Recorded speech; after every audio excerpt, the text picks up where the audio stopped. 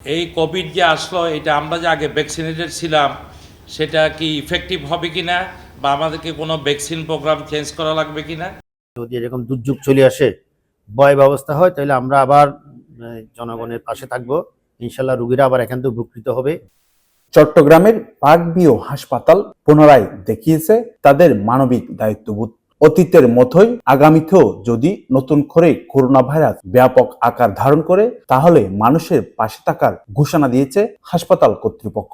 তাহলে কোভিড মোকাবেলায় সমস্ত আমরা আগের মতোই ইনশাল্লাহ ঝাঁপিয়ে পড়বো। বৃহস্পতিবার হাসপাতালটির কনফারেন্স রুমে COVID-19 new variants vaccines and update on management শীর্ষক একটি আলোচনা সভা অনুষ্ঠিত হয়।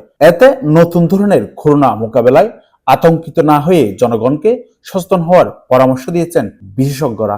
আমরা আশা করি আমরা সবাই সচেতন হব, আবার কোভিডকে 2021 সালের মতো আবার প্রতিরোধ করতে পারবো। আলোচনা সভা শেষে গণমাধ্যমের সঙ্গে বিশেষ সাক্ষাৎকারে কথা বলেন চট্টগ্রাম মেডিকেল কলেজ হাসপাতালের মেডিসিন বিভাগের প্রধান ও বিআইটিআই এর পরিচালক professor doctor M A. Hasan Chowdhury এবং পার্কভিউ হাসপাতালের managing director doctor A T M. Rezaul করিম।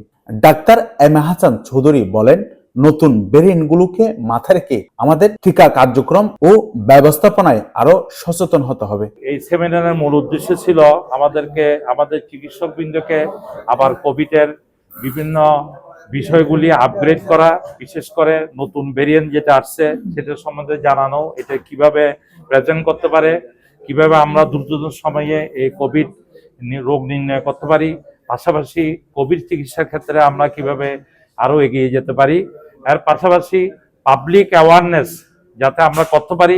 পার্কভিউ হাসপাতালের managing director doctor A T M. Rezaul Karim বলেন, অতীতের যে কোনো দুর্দিনে পার্কভিউ যেমন জনগণের পাশে ছিল, তেমনি ভবিষ্যতে করোনার নতুন ঢেউ ঠেকাতে মানুষের পাশে থাকবে। পিরিয়ড যে 2020, 21, 22 সেই সময় তো বিভীষিক অবস্থায় আমরা পারবে, কিন্তু তখন আমরা আমাদের চট্টগ্রাম সারা দেশের রোগীদের পাশে দাঁড়িয়েছি।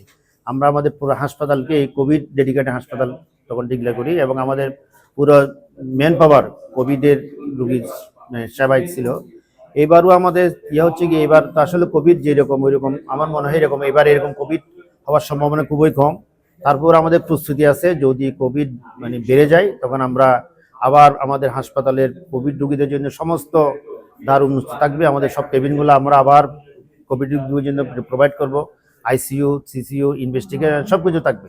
এবং আমরা ইতিমধ্যে অবশ্য কোভিড রোগীদের জন্য আমাদের ইনভেস্টিগেশন ফেসিলিটি আমরা আলাদা করেছি, নিচে আর একটা বুথ করেছি, এবং কোভিড রোগীদের জন্য আমরা একটা এই যে ফ্লু কর্নারও করেছি, এবং কোভিড রোগীদের একটা ব্লকও করেছি। যারা ভর্তি হলে একটা ব্লক আলাদা করা হয়েছে, ওই রোগীরা ওখানে ভর্তির সুযোগ পাবে।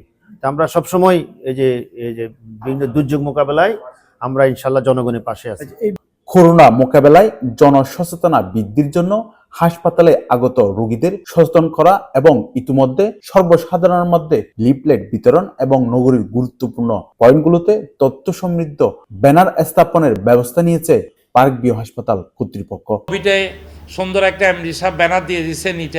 চিকিৎসা সেবার বাইরেও সামাজিক দায়িত্ব পালনে পার্কভিউ হাসপাতালের এমন উদ্যোগ প্রশংসার দাবিদার বলে মনে করছেন সচেতন মহল। দৈনিক আজাদী।